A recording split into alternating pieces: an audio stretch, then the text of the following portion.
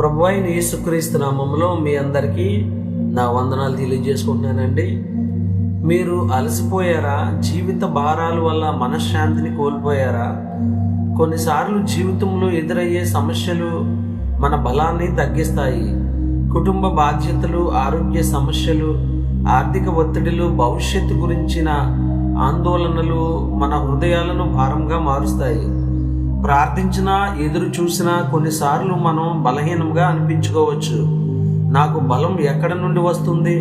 నా హృదయానికి సమాధానం ఎక్కడ లభిస్తుంది అని మనసు ప్రశ్నిస్తుంది. కానీ దేవుని పిల్లలైన మనకు ఒక గొప్ప వాగ్దానం ఉంది. మన బలం తగ్గిపోయినప్పుడు దేవుడు తన బలాన్ని మనకు అనుగ్రహిస్తాడు. మన హృదయం కలవరపడినప్పుడు ఆయన తన సమాధానంతో మనలను ఆశీర్వదిస్తాడు. మనల్ని ప్రేమించే యేసుక్రీస్తు వారు ద్వారా దేవుడు మనకు కొత్త శక్తిని, కొత్త నిరీక్షణను అనుగ్రహిస్తాడు. ప్రపంచంలో ఇవ్వలేని సమాధానాన్ని ఆయన ఇస్తాడు. తుఫాను మధ్యలో కూడా ఆయన సన్నిధి మన హృదయాన్ని స్థిరపరుస్తుంది. ఆయనతో ఉన్నప్పుడు మనం బలహీనులు కాదు, ఆశీర్వదించబడిన వారము.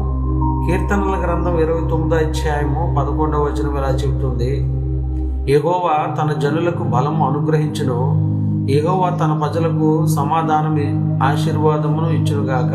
ఆమేన్. చిన్న ప్రార్థన. ప్రియమైన పరలోకపు తండ్రి, మా బలహీనతల మధ్య మీరు మా బలంగా ఉన్నందుకు కృతజ్ఞతలు. అలసిపోయిన మా హృదయాలకు కొత్త శక్తిని అనుగ్రహించండి. మా మనసులో ఉన్న ప్రతి భయాన్ని, కలవరాన్ని తొలగించి మీ సమాధానంతో నింపండి. మా కుటుంబాలలో మీ శాంతి రాజ్యమేలునట్లు దయచేయండి. ప్రతి పరీక్షలో మీ మీద ఆధారపడే విశ్వాసాన్ని మాకు అనుగ్రహించండి. మీ సన్నిధిలో మేము ధైర్యంగా, ఆశతో ముందుకు సాగినట్లు కృప చూపించండి. యేసు నామములో ప్రార్థన అడుగుచున్నాం తండ్రి. Amen. God bless you all.